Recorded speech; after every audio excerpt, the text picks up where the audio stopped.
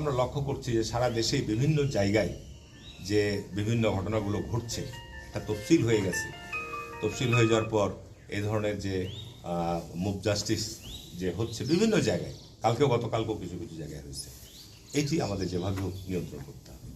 আইন প্রক্রিয়া সংস্থাকে শক্ত পদক্ষেপ গ্রহণ করতে হবে। জনগণ তো চায় যে আইন প্রক্রিয়া সংস্থা, কালকে আমি এটা ঘটনা, আমি কালকের সাংগঠনিক কাজে দেবীনগরে ছিলাম। আমি সেই প্রোগ্রাম সংক্ষিপ্ত করে ঘুরে আসার পরে আমার সাথে পুলিশ প্রশাসন প্রধান, এখানে পুলিশ সুপারের সাথে, জেলা প্রশাসনের সাথে কথা হয়েছে। আমি তাদেরকে বারবার অনুরোধ করেছি যে এখানে বিজিবি সেনাবাহিনীকে মাঠে নামিয়ে যারা এই সমস্ত অপকর্মের সাথে জড়িত আছে তাদের বিরুদ্ধে শক্ত পদক্ষেপ গ্রহণ করবে।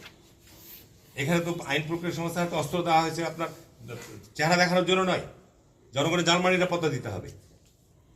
আজকে মানুষ হাতে আইন তুলে নিবে আর আমরা এখানে আইন প্রক্রিয়া সংস্থা দাঁড়িয়ে থাকবো, থানা থেকে আক্রমণ করব, পুলিশের কার্যালয়ে আক্রমণ করব, তাদের বিরুদ্ধে ব্যবস্থা নিতে নেওয়ার ক্ষেত্রে কোনো ধরনের গাফলতি করা যাবে না, কোনো ধরনের শৈথিল্য করা যাবে না। আমি মনে করি মানুষকে নিরাপত্তা দিতে হবে, মানুষের জানমালের নিরাপত্তা দিতে হবে। ধন্যবাদ।